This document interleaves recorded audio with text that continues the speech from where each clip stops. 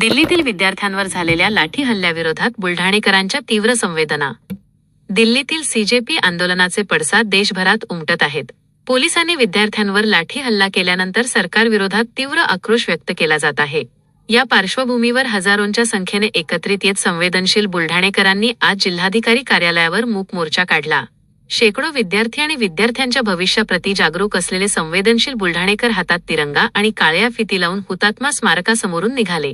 पुढे जयस्तंभ चौक बाजार गल्लीमार्गे शांततापूर्ण वातावरणात ही रॅली जिल्हाधिकारी कार्यालयासमोर पोहोचली। यावेळी विद्यार्थ्यांच्या शिष्टमंडळाने जिल्हाधिकाऱ्यांच्या मार्फत राष्ट्रपतींना विविध मागण्यांचे निवेदन सादर केले।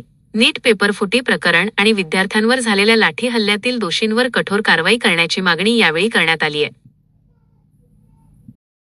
मागण्या या होत्या की सगळ्या मुलांना 11वी 12वी वर त्यांनी नीट दिली, त्यांच्यावर अन्याय झाला, लाठीचार्ज होऊन पोलिसांनी त्यांना खूप मारण्यात आलं। त्यांचं फक्त एवढंच म्हणणं होतं की एज्युकेशन आपल्याला चांगलं भेटलं पाहिजे, पण पोलिसांनी लाठ्यांनी त्यांना खूप मारलं व त्यांच्या मागण्या याच होत्या की नीट पेपर फुटी आता पुढच्या वेळेस धर्मेंद्र प्रधानांनी डिझाईन केलं पाहिजे व नीट फुटी पेपर आता फुटला नाही पाहिजे।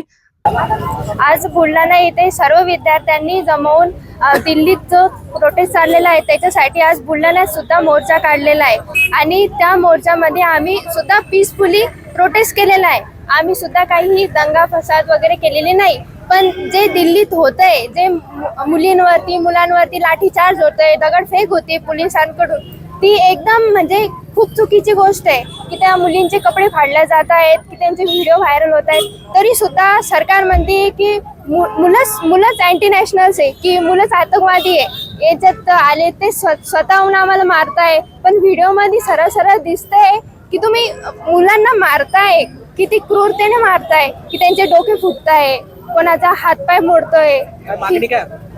मागणी एवढीच की स्टुडंटचं म्हणणं तुम्ही एकदा ऐकून घ्या शांतपणे, आणि शिक्षण मंत्र्यांचा ते राजीनामा मागताय ना, तर तुम्ही त्या गोष्टीसाठी काहीतरी प्रतिक्रिया तरी द्या की त्यांना काय हवंय ते तरी विचारा शांततेने। आज आपण इथे कशासाठी जमलो आहे हे सर्वांना माहीत आहे। दिल्लीमध्ये जे प्रकरण चालू आहे त्यामध्ये स्टुडंटचा लॉस होत आहे आणि पोलीसवाल्यांनी त्यांना मारहाण केली, पण स्टुडंटचं त्याच्यामध्ये काही नाही। तुम्ही जर स्टुडंटला कंटिन्यू जर त्यांचे ओपिनियन ऐकत नसाल आणि त्यांची बाजू मांडू देत नसाल तर त्याच्या स्टुडंटचा काही दोषच नाहीये ना, सरकारचा दोष आहे त्याच्यामध्ये। कारण स्टुडंटचं तुम्ही न मागण्या पूर्ण करत आहे न काही करत आहे, त्यामुळे स्टुडंट तुम्हाला नम्रपणे तिथे सांगण्यासाठी आले होते, पण तुम्ही पोलिसांनी त्यांच्यावर लाठीमार केली। त्याचबरोबर त्या लाठीमारमध्ये खिळे होते आणि मुली त्यामध्ये मुली पण होत्या, वुमन्स होत्या, पण मुलींना कसं मारावं हे पण तुम्हाला कळालं नाही। मुलींचे कपडे फाडण्यात आले, त्याचबरोबर त्या लाठीमारमुळे मुलींवर वेगवेगळ्या प्रकारचे अत्याचार करण्यात आले। हे सर्व चुकीचं आहे, कारण सरकारने हे थांबवायला पाहिजे आणि आमची फक्त एकच प्रोसेस आहे की तुम्ही आमच्या मागण्या स्वीकार कराव्या आणि आम्हाला न्याय द्यावे, बस।